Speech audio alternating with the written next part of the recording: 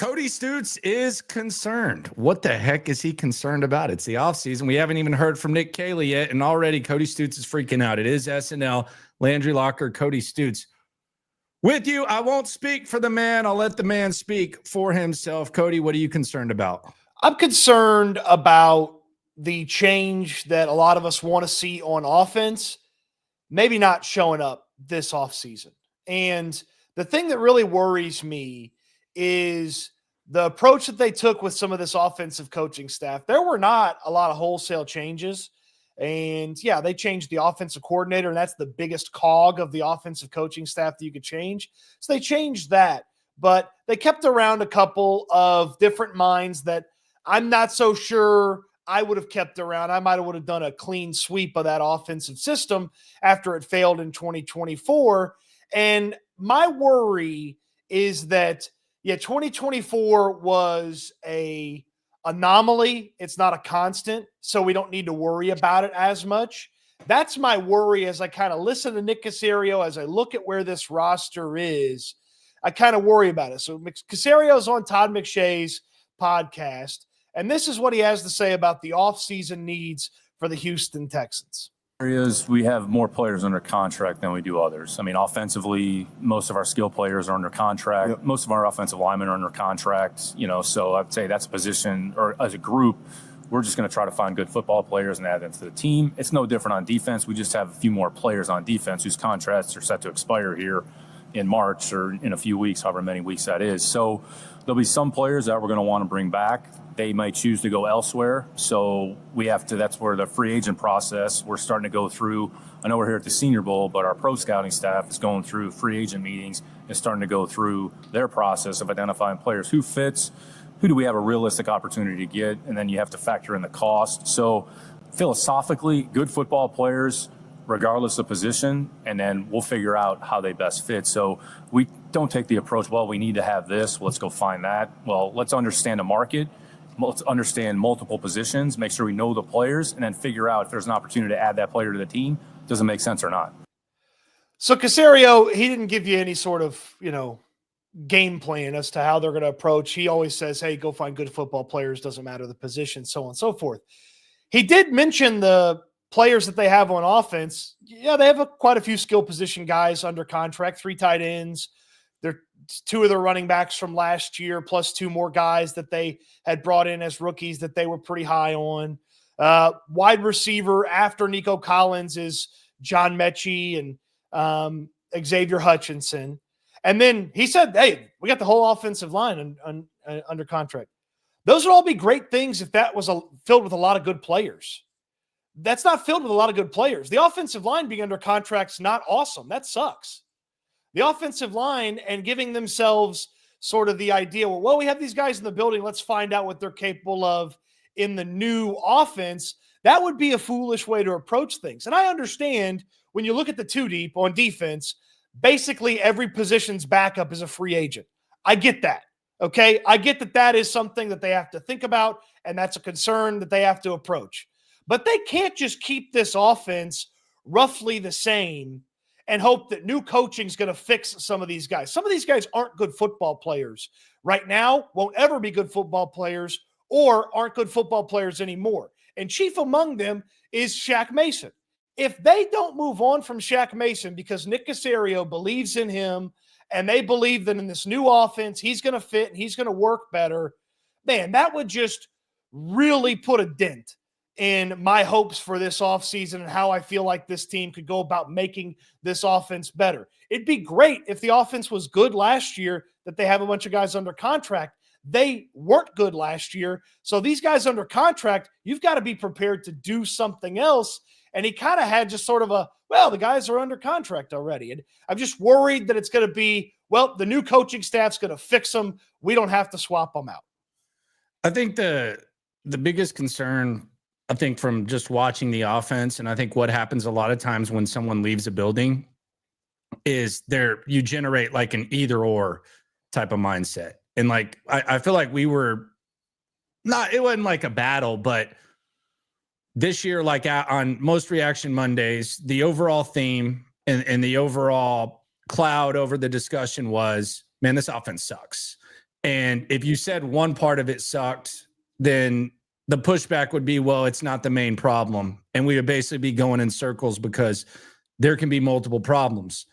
I think your fear is whenever you get rid of someone, a lot of times, like you naturally try to highlight what was wrong with them and how you can make stuff better. Like it doesn't matter whether you're a construction worker, whether you work at a restaurant, whether it's a restaurant manager, like anytime you get rid of someone, rightfully so, you try to say, okay, what did they do wrong? What can I make better? What needs to happen? And sometimes you do it a little bit too much and you kind of blind yourself and you make that person into the scapegoat in the face of what was wrong when there were a lot of things wrong.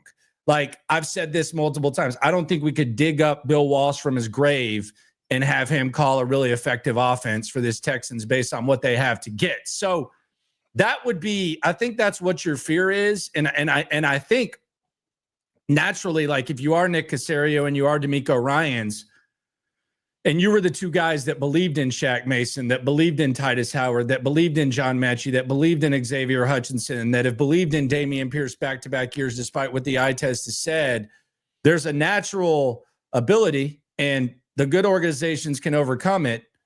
And maybe you're right. I just strongly doubt it.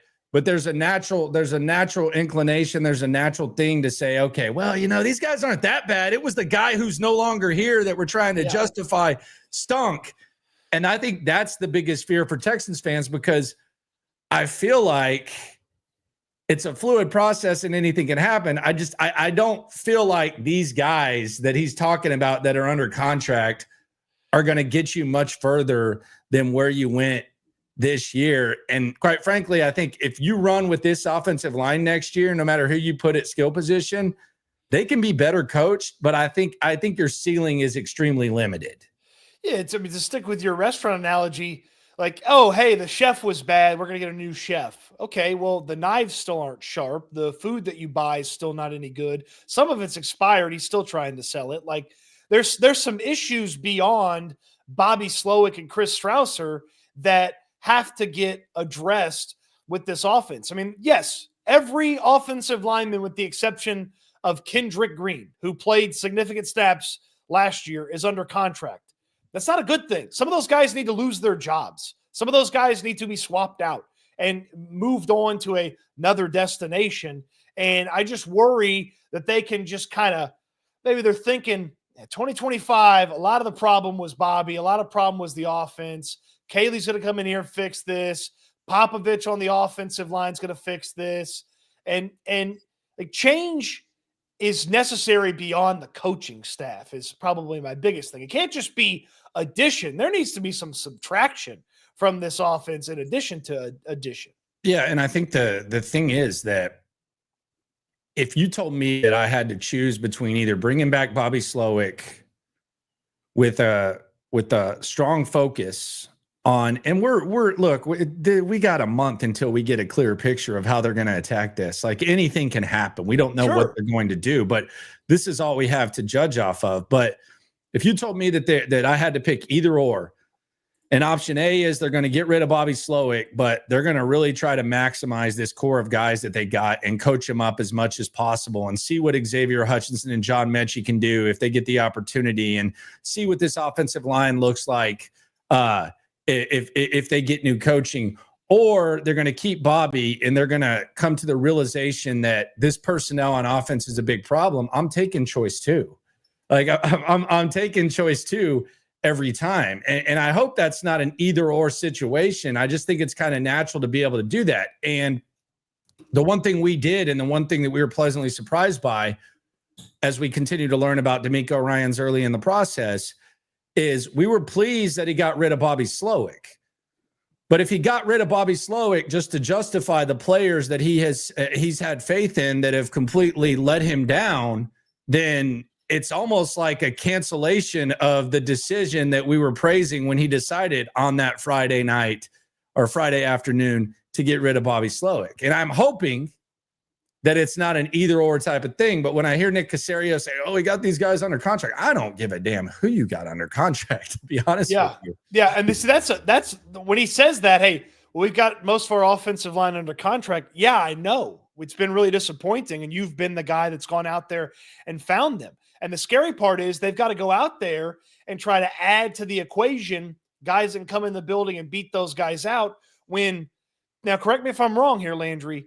I can count one guy that Nick Caserio has brought in on the offensive line that has overachieved. Jared Patterson. I would tell you that maybe it's two then. Patterson and George Fant. That's it. Yeah. Patterson and George Fant. Like Jared Patterson was a late round pick. He turned into a starter for you in back-to-back seasons. Not that you placed him there. You had guys get injured and he put him in there. But Josh James last year basically couldn't play him. Kendrick Green, not very good. Juice Scruggs, not very good. Shaq Mason, not very good this year. Fisher, up and down rookie year, had some really bad moments. Like so many of the guys that he's brought in on the offensive line, and now he's still in charge to go in and get more of those offensive linemen. It just becomes it's a very tenuous situation where the guy that has created the issue also has to go about fixing the issue. Swarm in the super chat here on SNL. Landry Locker, Cody Stoots with you. Shout out to everyone in the community. Subscribe to SNL. We're almost at 3,000 in about a month and a half, and we much appreciate it.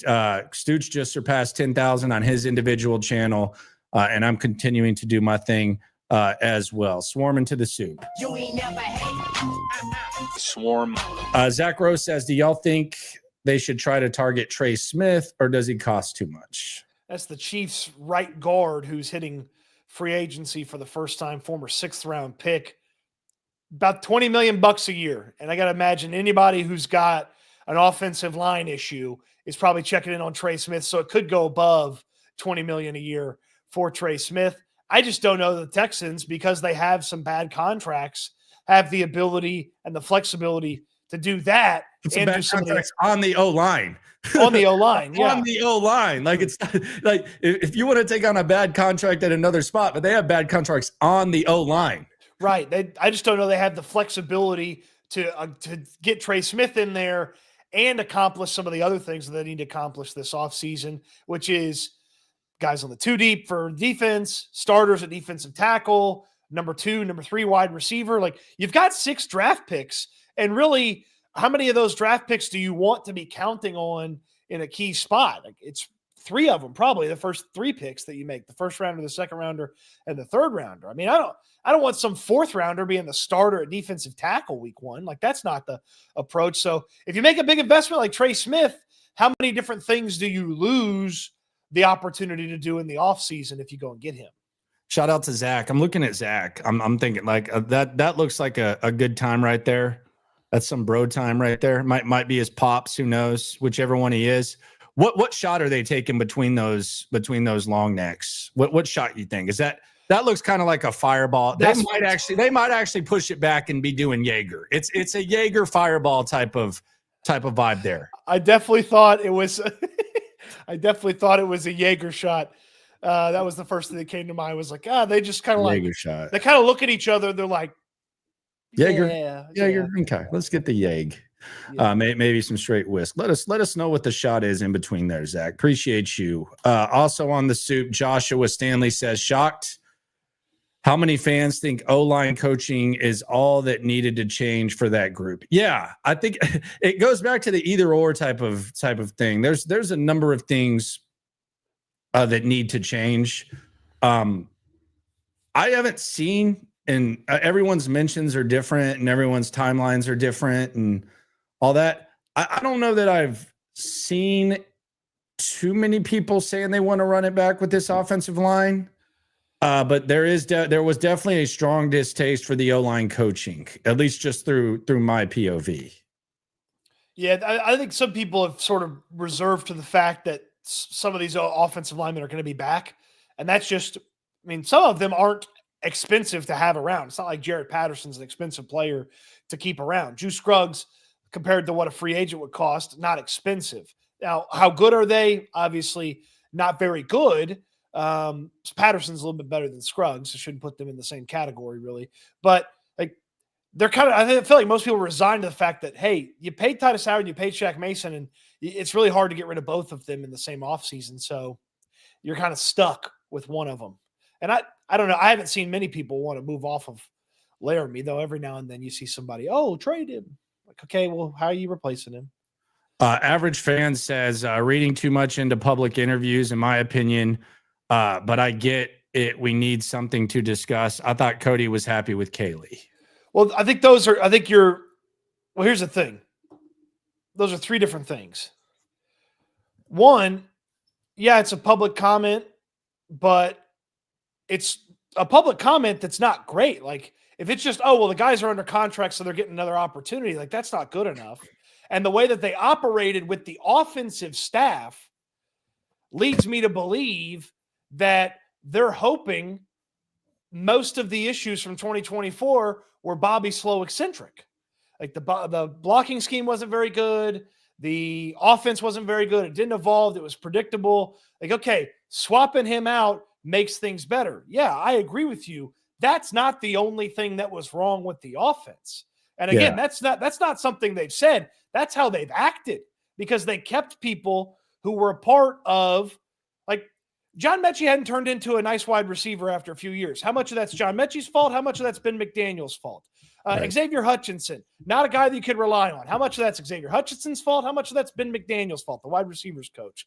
Like, okay, like, he gets to keep his job. It seems like Gerard Johnson's keeping his job when the QB didn't play well. They're promoting the assistant offensive line coach. Like, again, there's a lot of, it was that guy's fault, and these coaches are going to be in a better situation, and these players are going to be in a better situation. And I get that, and that's a positive, but that's not the only thing that caused the offense to stink last year. Well, I think your concern is based, it has more substance than, just some sort of headline and just like some sort of hot take, because, and I would tell you if it didn't, but here's the thing. Average fan, we appreciate you for rolling through and escalating the conversation. It's based on action. And really, if the reality is, we have a 2-year sample size of D'Amico and Caserio, and regardless of what Nick Caserio says public, if he doesn't do a single interview this offseason, I think you should have concerns about how they function on offense, from the way that they play guys, from the way that they handle guys, et cetera. So there should be a natural concern about offense, no matter what Nick Caserio did or didn't say. The other thing is, as you just mentioned, we've seen last year, we saw them move on from Blake Cashman. We saw them move on from Jonathan Grenard. And those were probably difficult decisions, but they were able to upgrade the defense, and the defense elevated and filled those positions accordingly, and they spent a lot of money in doing so. On the other side of the ball, they made Dalton Schultz one of the highest paid tight ends in the league.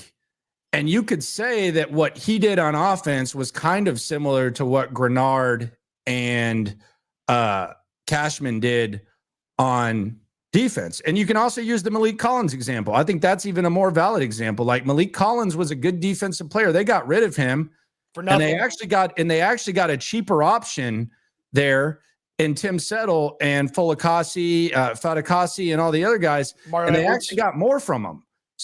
And they actually got more from them, and they evaluated it. So they're not proportionally on defense and offense. They're not doing the same things, because the same thing as keeping Dalton Schultz on offense would be keeping Malik Collins and just saying there's nothing to see here, instead of going in the market. And you look at the tight ends that went under Schultz, it's very, like, you could have done some very similar things with Schultz, and then Schultz kind of falls off a cliff. Then you have a situation where Kenyon Green, because he's a first-round pick, and despite the fact we've seen what we saw from him 2 years ago, he comes into camp and he doesn't even have someone competing with him for a starting spot. And he looks exactly like he has the 2 previous years. Juice Scruggs, he's given the center spot, a second-round pick, and there's no competition. Shaq Mason comes in and he looks out of shape from the jump, and he doesn't do anything. Oh, John Mechie, who's a second-round pick, You put him on the roster. You say goodbye to Noah Brown, who was a real productive player for you the year before. Very productive. Very, very, very productive. And a good reserve wide receiver. I know he ended up getting hurt in Washington, but there was contributions there, more than we saw from the guys on the back end of the depth chart. And you start to ask yourself, why are they making these decisions on offense, but they're not on defense? And the answer can be maybe they're just smarter when it comes to defense. Maybe it's a coaching thing, or maybe just maybe Nick Caserio, because of draft status or contract status, tries to get the most of these guys on offense, because these are a lot of guys that he brought in. So there should be natural trust issues on the offensive side of the rock, regardless of what Nick Caserio says. And I think you're very happy with Nick Caley. But if Nick Caley is going to be working with the guys that we just mentioned, then it's not really the ideal situation for Nick Caley to be in. They need to give him a little bit more than what they've got instead of trying to justify these contracts. Yeah, they need to Malik Collins, a few of these guys on offense. Colton on the super chat says Dobbins in free agency, then draft RB in second or third round. You can do a lot worse than that. Yeah, I mean, there's going to be a lot of option on offense. Sid asks about Ryan Kelly. Probably the most expensive free agent center. Played in Indianapolis. Played a ton. Has some injury history to him. Like, he's had a couple of moments here or there where he's been a little banged up. Probably not going to make as much money as he did last year. But you know, if he's a veteran right there in the middle of your offensive line, that'd be a big positive. Probably be one of your bigger spins, but it's not out of the question that they chase a veteran at center. Although I'd probably prefer a veteran at right guard. So Zach Martin's another popular name. That's expensive. He's coming off a big injury. He's old. That's another name. I'll tell you this right now.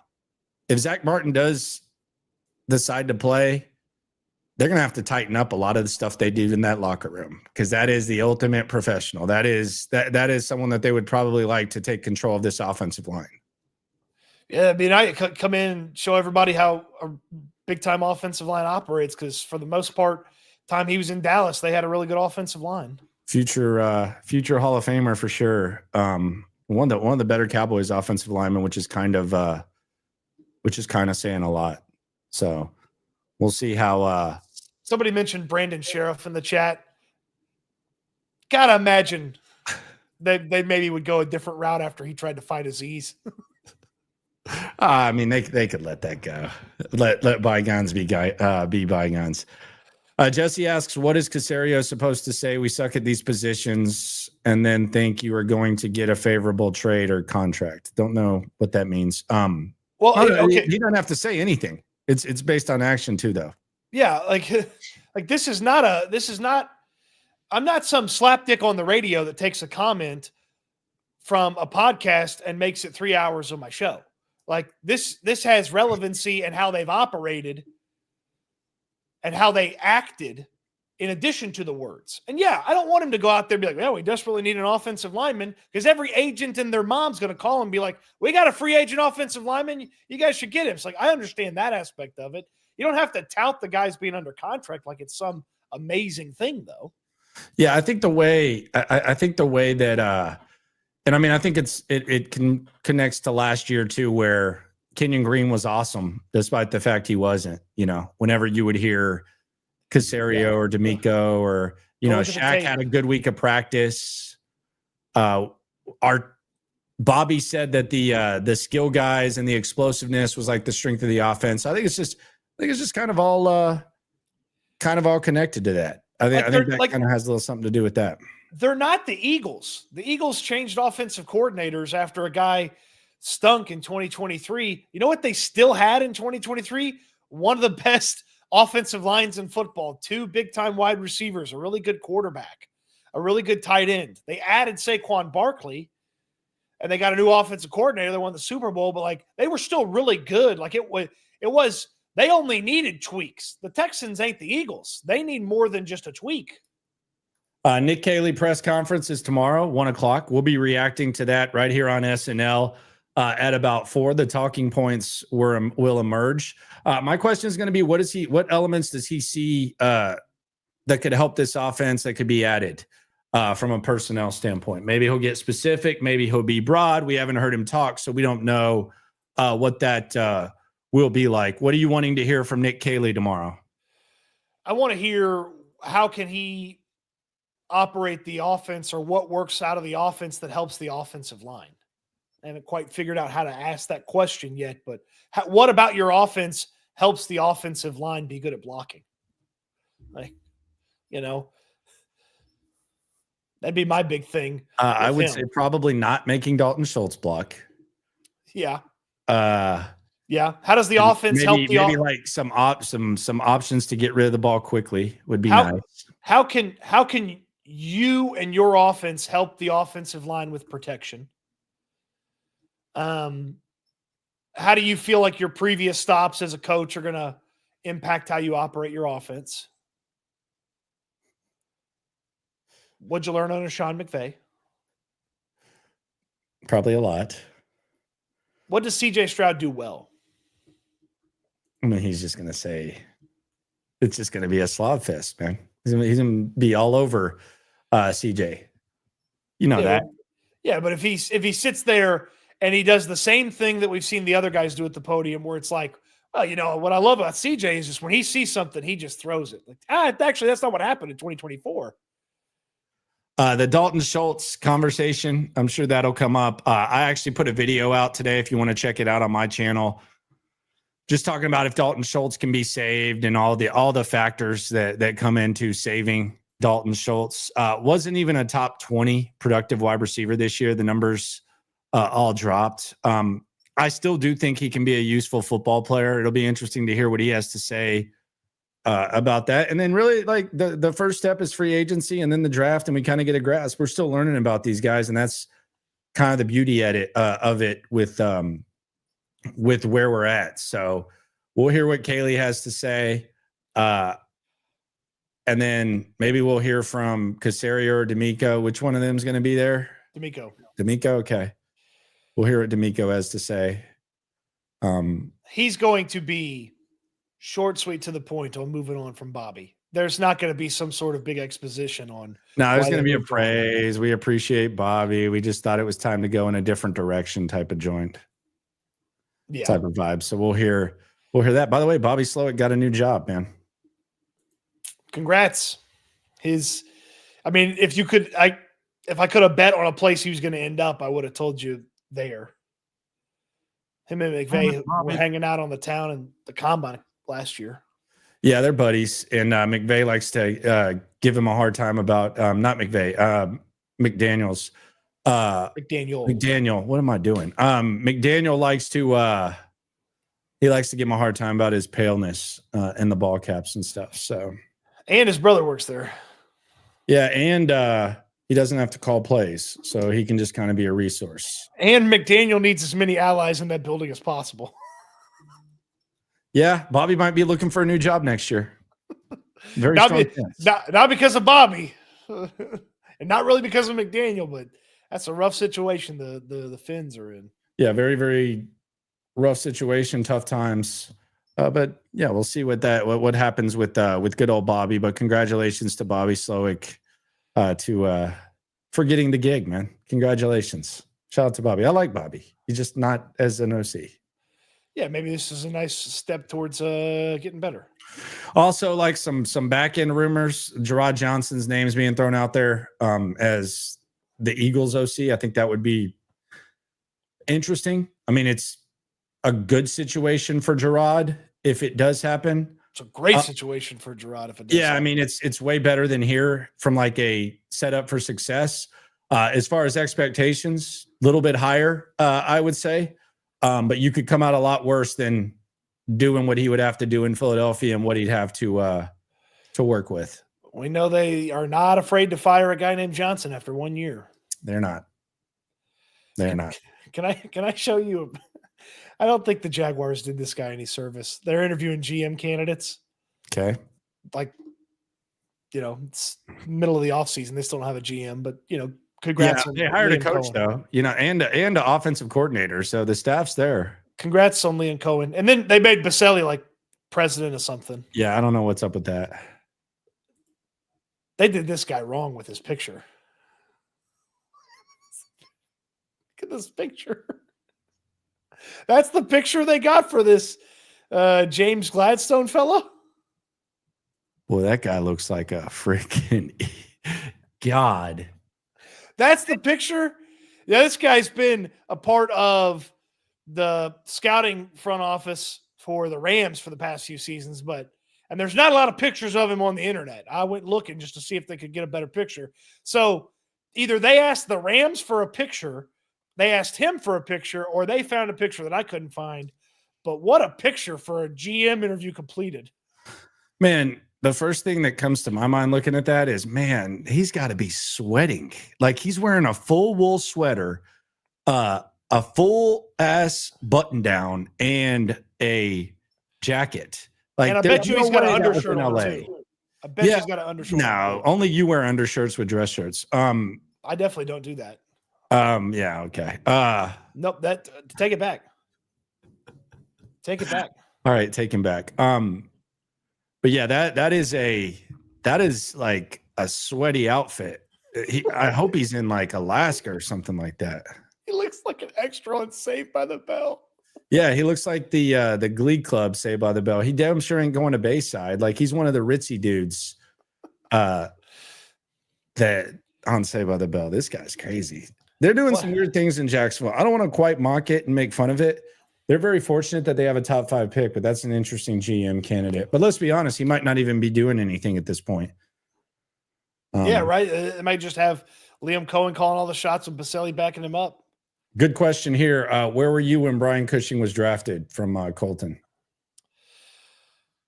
I was on the second floor of the Grove Apartments in Lubbock, Texas. All right, there you go. All right, appreciate y'all for coming through. Tomorrow, we're finally going to hear from this guy.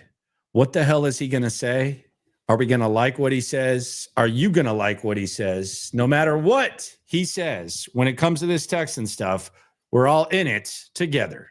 Eat good, sleep good, be good. We'll talk Texans again soon. Thanks for watching, everybody.